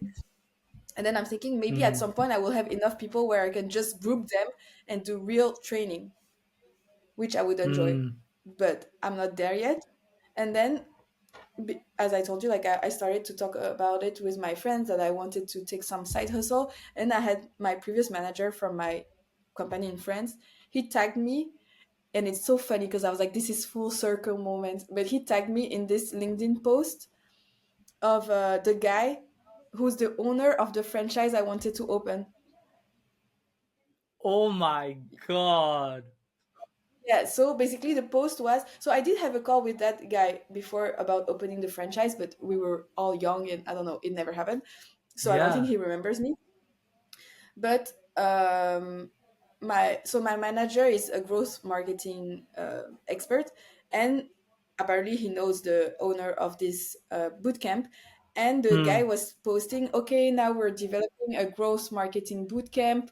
We're looking for teachers to develop the Wow. course. And he tagged a lot of marketing experts, and then he's like, do you guys know anyone? And then my manager tagged me because he knows I've been looking for stuff. Yeah. And I was like, oh my god, I would love, I still love the entrepreneur tech environment. So I was like, I would love to work from that for them to create the course, which I've been teaching also my students. Yeah. It's much more professional level, but it's still like Yeah. related. And I don't have the contract yet, so I don't want to jinx it. But yeah, it's been something that's been on the back of my mind where I'm like, oh my god, if I start to get this and I can develop this course, and they would start to need teachers for live courses, but I mean not live online courses, but I would love to, Hmm. even because they have many boot camps, and there's one in Germany. I was like, maybe I could go just for the week that I'm teaching and teach from there. Hmm. I don't know. I thought, okay, like there's Wow. something here. but but yeah, not related to fashion at all, but like there's all Yeah. those things that I like, and I feel like it's finally showing signs of things that I could do. But I don't know, can I live from it? Is it stable enough? Is it still growing? I don't know. That is insane. The boot camp part is just What absolutely about you? insane. Has Me, has things for you? for me, like shift in belief. First, shift in belief, and then second, do you feel like what you're doing now is connecting, has the dot connected? Mm, shift in belief, I would say is, I mean, mine's a pretty straightforward one, wherein I think 21-year-old Reuben spent or placed too much importance in like career and work. And I think like 31-year-old Ruben or 32-year-old Ruben, I think still values. I think career is very important. I think the work you do is important, but I feel like it's it's it's not the center of my universe anymore, and that's been a Mm. shift in my belief. It doesn't have to be the center of your universe. So that's I think it's that's also one which a lot of people experience now for variety of reasons. But I would say that's the one which comes top to mind. Um, have I seen dots connecting? In some ways, yes. Like even if I see how I landed up where I landed up right now, in retrospect, it all makes like you can draw a beautiful line connecting each of those. Mm. But like when I was at that point making that decision, I was like clueless. Mm. So whether it be how I landed up at Zilingo or how I landed up at Zendit, yeah, like now when I tell myself the story, it's like a perfect, oh, I was doing this and I did this, and then therefore I it was logical for me to do that. But Mm. like now when I stand now and I'm looking to the future, I'm sure I'll make up a story when I'm in the future, but right now I'm just like I have no clue what I'm going to do next. Yeah. So yeah, I think my career like has been like now, and when I look back I can draw a beautiful line through it, but at each of those like inflection points, I had no clue what I was going to do next. Mm. And sometimes I'm like that's a bit sad. I won't say sad, but it's like I really didn't think through certain decisions. I just sort of went with whatever came my way. I don't know if Mm. that's good or not, but well, it got me here, and I'm not too sad about where I am. So Yeah. I mean, it's about opportunities. I also grab many opportunities, but I just feel like it's more like how do you bring those opportunities back to maybe the core thing that you want to do? yeah, I don't know. Mm. Like I think that's a big question of like what do I want to do. I That's don't a have. question that I don't most know. people cannot answer. Yeah, that's a very hard question. I have a better answer on how would I like to spend every single day of mine. I think I Mm. have a good answer to that, or at least have some vision of what that looks like. But like, what do I want to do? I Mm. think it's like I don't know. I don't think there's any answer. I mean, I don't know if you should even waste time trying to answer that question. Just think about Mm. how you want to spend every single day, and I think that Tough. that gives you a better answer. Okay, you tell me two pieces of advice. Two pieces of advice you would have for 24-year-old Chang, and that's my last question to you. Oh, I did this question many times for myself. I don't have any advice to be honest. I'm just the only thing I would say is trust the process, take your time, and one thing at a time, step by step. Trust the That's all. What process about and one thing at a time. you? Yeah. That's a good one. Advice to myself, I would say pay more attention on your health, especially through your 20s. I Wow. think in Okay. my Nice. 20s, Mm. yeah, I think through my 20s, not that I abused my body, but I think yeah, like the lifestyle we lived, like the kind of food we eat. And again, I don't think I would have done too many things differently, but I could have done some things a bit differently. Wherein now, when you're 30 and you're trying to like undo a lot of the nonsense Uh, that we did, so it's so hard. So yeah, that would yeah. be my advice to 21 year old Ruben. Just like pay a little bit more attention. Instead of eating junk food 5 days a week, just eat maybe 4 days a week. Like one day, try to eat something nice. Yeah. It'll do you good. Okay. Okay, as we wrap up, I've asked. I mean, mostly I reserve this section wherein you get to ask me a question, but you've been already asking me a lot of questions. But I'll leave it. Yeah. Leave you with one more question. You get to ask me. So after all the questions I've Mhm. asked you, Chang, what do you have? What do you have for me? If now we both had to say an advice to each other, what would it be?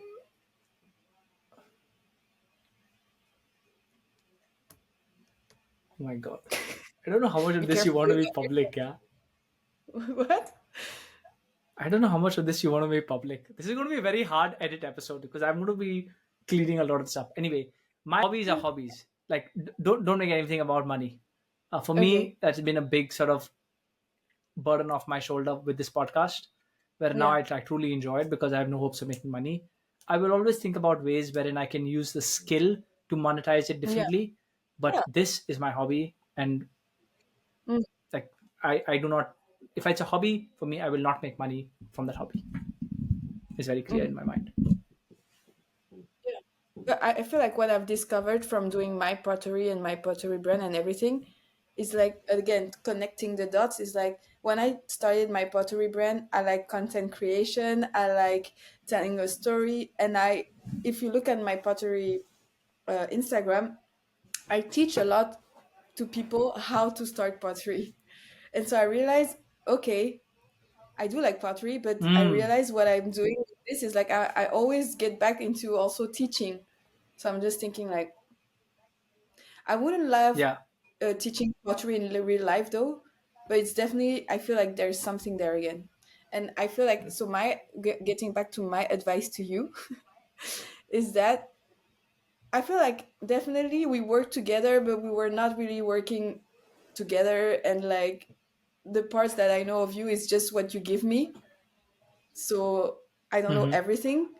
but like from first knowing you till now, I feel like my connecting dot for you is like I feel like I was very interested in getting to know you. It's like when you were telling me about doing these YouTube videos, and I thought, oh my god, so interesting. And I wonder if I watched all of them because you didn't have that many at the time.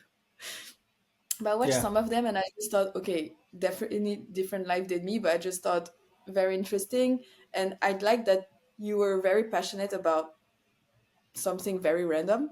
And then now you're Hmm. doing this podcast and it's very organized, and I'm like, damn, he's really like actually following through. And I feel like there's something where you like to share and connect with people and like to keep memories. I don't know, again, maybe something in this year. I don't know where that will bring you, but I feel like, as you Hmm. said, like learning all the skills from doing this, I feel like it will bring you somewhere,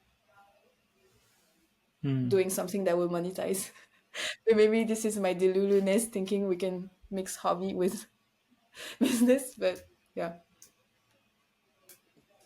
Yeah, that's actually good advice. I agree. There is something there. I just need to Mm, figure it out. But yeah, I agree. I love this nostalgic. Even if you think about how I started this podcast, it is about talking to my friends from 10 years ago, right? About time in college, which is a very like nostalgic, good memory kind of mm, thing. Um, and mm, then yeah, I do like energy of people and like just connecting with them. So I should sort of figure out where this can mm, go. But yeah, I don't know. mm. And I'm thinking maybe that's why you like my content, but my content this past year has been very nostalgic. I don't know if you can sense it. Yeah, everything I'm trying to show on my Instagram is it's about people living their daily life and like showing some kind of nostalgia and like happiness in the daily things. And like I'm trying Hmm. to use like cameras from the past and so on, so it brings nostalgia to begin with. So yeah. Hmm. Yeah, I really like your content, especially those like those small Anyways, videos you make. Even when your Instagram stories, like just the angles. mm. Yeah, I don't know. That you are really really good at it. I must say. Really I trying when I see your content, yeah, there's really something there that I want to do with it, but I don't know. I've been thinking so yeah. many things again. I'm like, I want to get into production. I want to do this, and I want to tell a story, and I don't want to be an influencer, but I want to create content. And then I'm just like, okay, you're confused again. There's so many things, but yeah. What? No, I think for the whole content stuff, I would say don't stress yourself around like influencer and stuff like that. I think what I do with the podcast, like I cut myself so much of slack. Like there is so much more I want to do on this podcast, and I've been at this for like 4 seasons, right? Or like almost 4 years.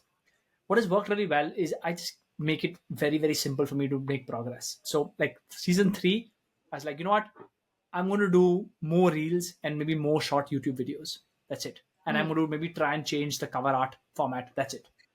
Like mm, there are 50 more things I want to do, but I'm not going to try and do it all right now.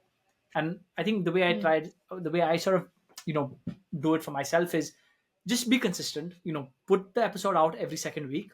Try to get slightly better, and every some period of time, every 6 months, make like one big change that you're proud of, and mm, just keep doing that. mm, And now, to be honest, if I look at the podcast where it has come, you can actually go back and listen to my first episode on Spotify, and I'm just like, like it's insane how far the podcast has come. And I don't think yeah. I've like, of course, there were phases where I thought about all these things, but like starting season three, I'm like, you know what, just do basics, just do like something a little bit better, and then it just sort of adds up. So I think with your content stuff, don't think like about, I don't know, all this stuff. Like just try to get slightly Mm, better and better and better, and yeah, talk about it, like let people know that you're doing it, and then I think something will just eventually like just show up, like. yeah. And but having said that, if you would like to leverage that skill, I think that's a separate thing. Then you're like, hey, this is a portfolio of mine, I'm going to start doing it. Yeah. But that's like a business, so you maybe go work Mm, at a company and then you use this. But mm. I would say like that's your hobby, let it stay pure, do it as a hobby, get For the better at first, it. on um the only one hobby where I felt like I've never thought about actually making money from it, weirdly. So yeah, I'm going to keep it as that for now. yeah, and then eventually just like think of ways to monetize the skill, not the hobby. Like the hobby, let it stay Yeah, as a hobby. It'll teach you a skill and for then sure. monetize a skill. Okay, with that, I think we shall wrap up. This episode is going to require some level of cleaning, given the lags and the Oh my god. tangents, and then we've been at it for almost 2 hours. Yeah. But Chang, if people want to keep up with you Yeah. Yeah. and get in touch, what is the best way they can do that? Oh my god. I think it's boring. I would say LinkedIn because for sure I'm going to be on the same profile and everything. But then LinkedIn is so formal. I feel like Instagram, I want to get out of it. So that's not a good way. So yeah, probably LinkedIn. As sad as it Okay, sounds. you'll find the you'll find the links in the show notes along with the links to everything else Chang Yeah. is up to, including her pottery and swimwear brands. And yeah, I would strongly recommend check out Chang on Instagram. Her stories are actually pretty cool. Yeah. I need to make it Okay, public. with that, I think we shall wrap up. Chang, thanks again for making time to do this. It's been a good Thank long you. chat. Thank you guys for Yeah, listening to our life problems. to your life problems. You probably listen to an edited, cleaned up episode. If you want the full episode, the unfiltered, unedited version, you can pay it $9.99 per month and subscribe to this Nice. podcast. Always try to make money out of it. That's the conclusion of this Always try to podcast. make money. Okay, we shall